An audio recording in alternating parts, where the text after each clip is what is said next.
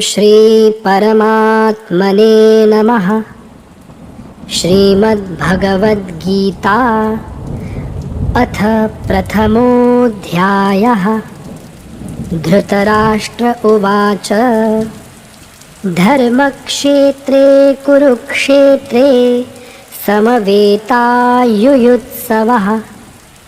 मामकाः पाण्डवाश्चैव किमकुर्वत सञ्जय। सञ्जय उवाच दृष्ट्वा तु पाण्डवानीकं व्यूढं दुर्योधनस्तदा आचार्यमुपसङ्गम्य राजा वचनमब्रवीत्। पश्यैतां पाण्डुपुत्राणाम् आचार्यमहतीं च मूं व्यूढान् द्रुपदपुत्रेण तव शिष्येण धीमता। अत्र शूरा महेश्वासा भीमार्जुनसमायुधि युयुधानो विराटश्च द्रुपदश्च महारथः।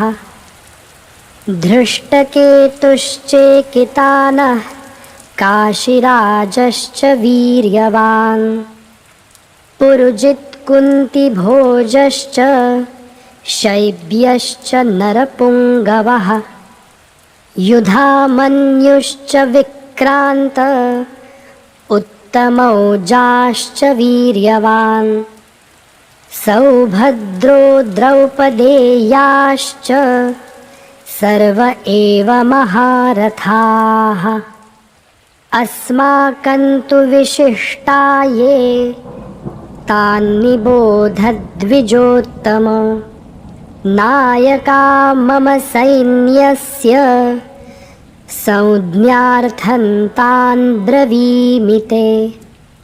भवान् भीष्मश्च कर्णश्च कृपश्च समितिञ्जयः अश्वत्थामा विकर्णश्च सौमदत्तिस्तथैव च अन्ये च बहवः शूरा मदर्थे त्यक्तजीविताः।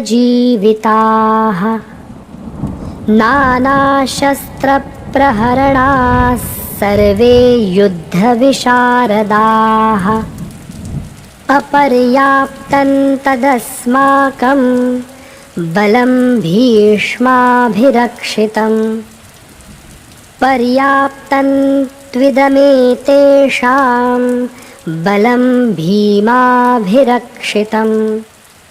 अयनेषु च सर्वेषु यथा भागमवस्थिताः। भीष्ममेवाभिरक्षन्तु भवन्तः सर्व एव हि। तस्य सञ्जनयन् हर्षं कुरु वृद्धः पितामहः। सिंहनादं विनद्योच्चैः शङ्खं दद्मौ प्रतापवान्। ततः शङ्खाश्च भैर्यश्च पणवानकगोमुखाः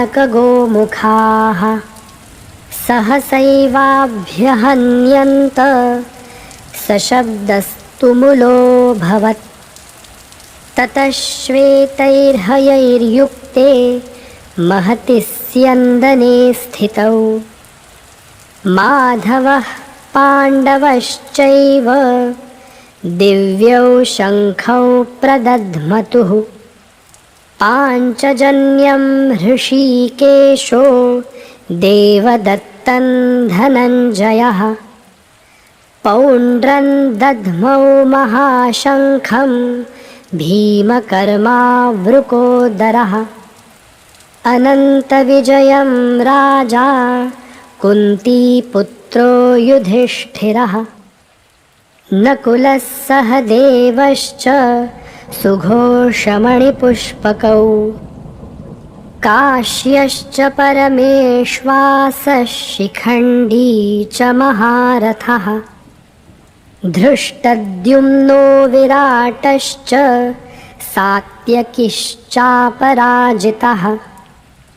द्रुपदो द्रौपदेयाश्च सर्वशः पृथिवीपते सौभद्रश्च महाबाहुः शङ्खान् दध्मुः पृथक् पृथक् सघोषोद्धार्तराष्ट्राणां हृदयानि व्यदारयत् नभश्च पृथिवीं चैव तुमुलो व्यनुनादयन् अथ व्यवस्थितान् दृष्ट्वा धार्तराष्ट्रान् कपिध्वजः प्रवृत्ते शस्त्रसम्पाते धनुरुद्यम्य पाण्डवः ऋषिकेशं तदा वाक्यम् इदमाह महीपते अर्जुन उवाच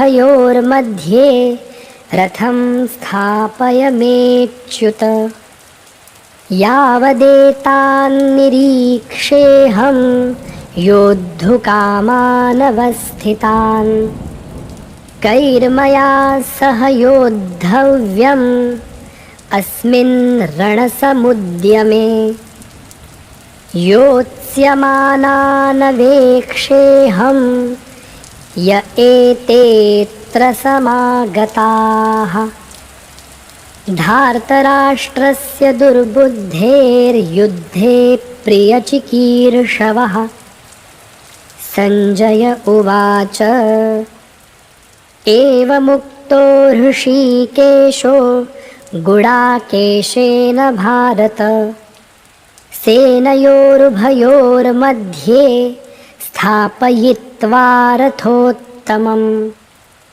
भीष्मद्रोणप्रमुखतः सर्वेषां च महीक्षिताम् उवाच पार्थ पश्यैतान् समवेतान् कुरूनिति तत्रापश्य स्थितान् पार्थः पितॄनथ पितामहान् आचार्यान् मातुलान् भ्रातॄन् पुत्रान् पौत्रान् सखींस्तथा श्वशुरान् सुहृदश्चैव सेनयोरुभयोरपि तान् समीक्ष्य स कौन्तेयः सर्वान् बन्धूनवस्थितान् कृपया परयाविष्टो विषीदन्निदमब्रवीत् अर्जुन उवाच दृष्ट्वेमं स्वजनं कृष्ण युयुत्सुं समुपस्थितं सीदन्ति मम गात्राणि मुखं च परिशुष्यति वेपथुश्च शरीरे मे रोमहर्षश्च जायते गाण्डीवं स्रंसते हस्तात् त्वक्चैव परिदह्यते न च शक्नोम्यवस्थातुं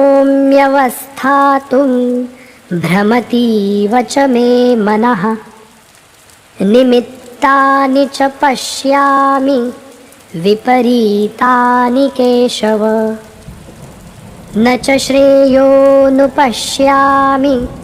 हत्वा स्वजनमाहवे न काङ्क्षे विजयं कृष्ण न च राज्यं सुखानि च किन्नो राज्येन गोविन्द किं भोगैर्जीवितेन वा येषामर्थे काङ्क्षितन्नो राज्यं भोगाः सुखानि च त इमेव स्थिता युद्धे प्राणान् त्यक्त्वा धनानि च आचार्याः पितरः पुत्रास्तथैव च पितामहाः मातुलाः श्वशुराः पौत्राः श्यालाः सम्बन्धिनस्तथा एतान्न हन्तुमिच्छामि घ्नतोऽपि मधुसूदन अपि त्रैलोक्यराज्यस्य हेतोः किन्नु मही कृते निहत्य धार्तराष्ट्रान्नः का प्रीतिः स्याज्जनार्दन पापमेवाश्रयेदस्मान् हत्वैतानाततायिनः तस्मान्नार्हा वयं हन्तुं धार्तराष्ट्रान् स्वबान्धवान् स्वजनं हि कथं हत्वा सुखिनः स्याम माधव यद्यप्येतेन पश्यन्ति लोभोपहत चेतसः कुलक्षयकृतं दोषं मित्रद्रोहे च पातकं कथं न ज्ञेयमस्माभिः पापादस्मान्निवर्तितुं कुलक्षयकृतं दोषं प्रपश्यद्भिर्जनार्दन कुलक्षये प्रणश्यन्ति कुलधर्माः सनातनाः धर्मे नष्टे कुलं कृत्स्नम् अधर्मोऽभिभवत्युत अधर्माभिभवात् कृष्णप्रदुष्यन्ति कुलस्त्रियः स्त्रीषु दुष्टासु वार्ष्णेय जायते वर्णसङ्करः सङ्करो नरकायैव कुलघ्नानां कुलस्य च पतन्ति पितरो ह्येषां लुप्तपिण्डोदकक्रियाः दोषैरेतैः कुलघ्नानां वर्णसङ्करकारकैः उत्साद्यन्ते जातिधर्माः कुलधर्माश्च शाश्वताः उत्सन्नकुलधर्माणां मनुष्याणां जनार्दन नरके नियतं वासो भवतीत्यनुशुश्रुम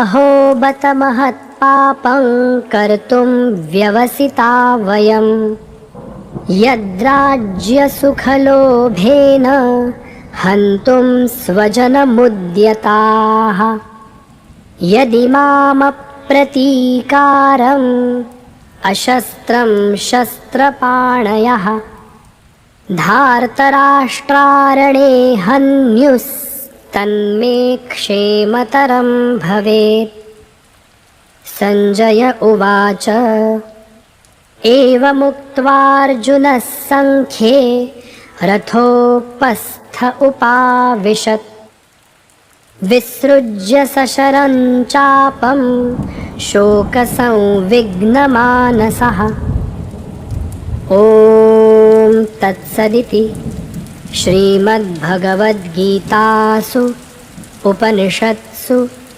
ब्रह्मविद्यायां योगशास्त्रे श्रीकृष्णार्जुनसंवादे अर्जुनविषादयोगो नाम प्रथमोऽध्यायः। ॐ श्रीकृष्णार्पणमस्तु।